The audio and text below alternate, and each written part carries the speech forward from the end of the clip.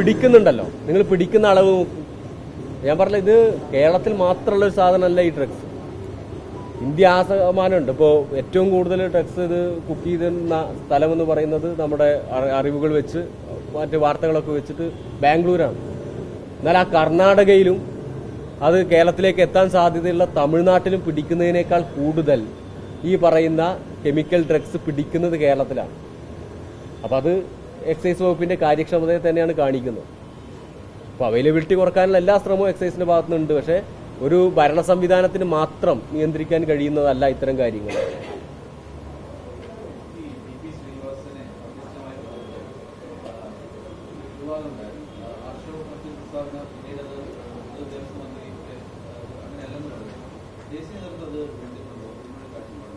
അത് ഇപ്പോൾ ജം സമരവുമായി ബന്ധപ്പെട്ടിട്ടാണ് ടി പി ശ്രീനിവാസന് അങ്ങനെ ഒരു മർദ്ദനമേൽക്കുന്ന സ്ഥിതി ഉണ്ടായിരുന്നു. ആ സമയത്ത് തന്നെ ഞങ്ങളത് അത് ചെയ്യാൻ പാടില്ലാത്തതായിരുന്നു എന്ന് ആ ഘട്ടത്തിൽ തള്ളി പറഞ്ഞതാണ്. അത്തരത്തിലുള്ളൊരു മർദ്ദനം ഉണ്ടാവാൻ പാടില്ല എന്ന് പറഞ്ഞതാണ്. പക്ഷെ ആ മർദ്ദനം ഉണ്ടാവാനുള്ള കാരണം സമരല്ല മർദ്ദനം ഉണ്ടാവാനുള്ള കാരണം. Why don't you remove these bastards and make way? ഈ SFI പട്ടികൾ കുരക്കുന്നത് കേട്ടില്ലേ? ഇതാണ് അദ്ദേഹം അന്ന് പറഞ്ഞ ഒരു ഭാഷ. അത് ഞങ്ങൾ മനസ്സിലാക്കുന്നിടത്തോളം അതൊരു മോശമായിട്ടുള്ള പദപ്രയോഗമാണ്. എനിക്കറിയില്ല ഡിപ്ലോമാറ്റിക് ഭാഷയിൽ ഈ പറയുന്നത് മഹത്തരമായിട്ടുള്ള എന്തെങ്കിലും ആണോ എന്ന് എനിക്കറിയില്ല. അദ്ദേഹം ഡിപ്ലോമാറ്റ് ആയിരുന്നല്ലോ, അതെനിക്കറിയില്ല, അതിൻ്റെ അറിവിൻ്റെ പരിമിതിയാണ്. പക്ഷെ ഞങ്ങളെ സംബന്ധിച്ചിടത്തോളം അതൊരു മോശം പദപ്രയോഗമാണ്. അങ്ങനെ വന്നാൽ തന്തക്ക് വിളിക്കുന്നതൊക്കെ കേൾക്കുമ്പോൾ, അല്ലെങ്കിൽ പട്ടികളെ എന്നൊക്കെ വിളിക്കുന്നത് കേൾക്കുമ്പോൾ അത് കേട്ടു നിൽക്കാനുള്ള സഹിഷ്ണുത എല്ലാ സമയത്തും ഒരാൾക്ക് ഉണ്ടായിക്കൊള്ളുന്നില്ല. അപ്പം ആ സമയത്ത് ഒരു പ്രകോപനം ഉണ്ടാവുമ്പോൾ ചിലപ്പോൾ അത്തരത്തിലുള്ള തിരിച്ചും ഉണ്ടായിട്ടുണ്ടാവും എന്നുള്ളതാണ്.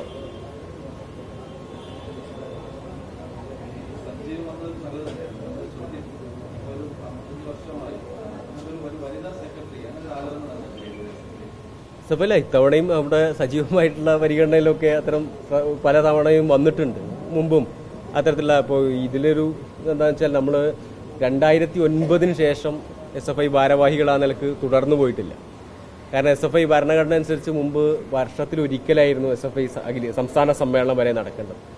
അത് പിന്നീട് നമ്മൾ ഭരണഘടന ഭേദഗതി വരുത്തി 2 വർഷത്തിലൊരിക്കൽ സമ്മേളനം എന്നുള്ള നിലയിലേക്ക് മാറി. അപ്പോൾ ആ ഘട്ടം മുതൽ എനിക്ക് തോന്നുന്നു അവസാനം PBGU ആണ് 2008, 2009. അത് കഴിഞ്ഞിട്ട് 2009 ശേഷം വീണ്ടും ആദ്യം 8, 9 പ്രസിഡന്റായും പിന്നെ 9 സെക്രട്ടറിയായും തെരഞ്ഞെടുക്കപ്പെട്ട സഖാവ് PBGU ആണ്. അതിനുശേഷമുള്ള ഭാരവാഹികളാരും തുടർച്ചയായിട്ട് അടുത്ത സമ്മേളനത്തിൽ തെരഞ്ഞെടുക്കപ്പെടുന്ന സ്ഥിതി ഉണ്ടായിട്ടില്ല.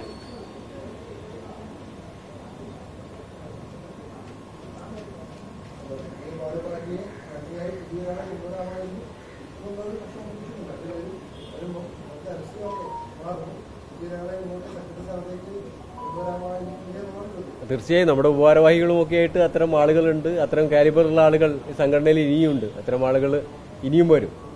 ഒരിക്കൽ ഒരു വനിത വന്നു എന്ന് വിചാരിച്ചിട്ട് ഇനി അത് നേരത്തെ ഉണ്ടായിട്ടുള്ള ഒരു വലിയ ഗ്യാപ്പൊന്നും ഇനി ഉണ്ടാവില്ല.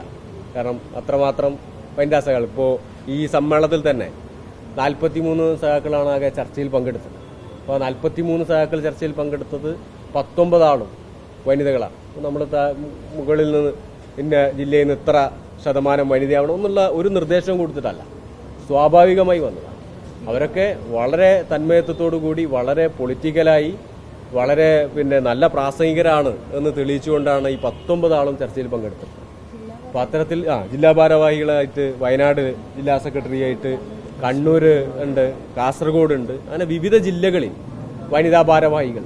മുമ്പ് അത്തരം ഒരേ സമയത്ത് തന്നെ കുറേ ജില്ലകളിൽ ജില്ലാ ഭാരവാഹികളായിട്ട് വരുന്ന സ്ഥിതി ഉണ്ടാവാറ്. അപ്പോൾ ജില്ലാ ഭാരവാഹികളായിട്ട് തുടർച്ചയായിട്ട് വനിതകൾ വിവിധ ജില്ലകളിൽ വരാൻ വേണ്ടി തുടങ്ങിയിട്ടുണ്ട്. അപ്പോൾ ആ നിലക്കുള്ള മാറ്റം വരും.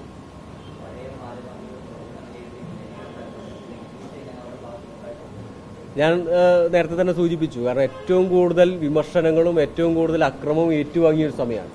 ആ സമയത്ത് ഏറ്റവും മികച്ച രീതിയിൽ കേരളത്തിലെ സംഘടനയെ മുന്നോട്ട് കൊണ്ടുപോയി എന്നുള്ളത് തന്നെയാണ് ഞങ്ങൾ മേൽക്കമ്മിറ്റി എന്നുള്ള നിലക്ക് SFI സെൻട്രൽ എക്സിക്യൂട്ടീവ് കമ്മിറ്റിയുടെ വിലയിരുത്തൽ.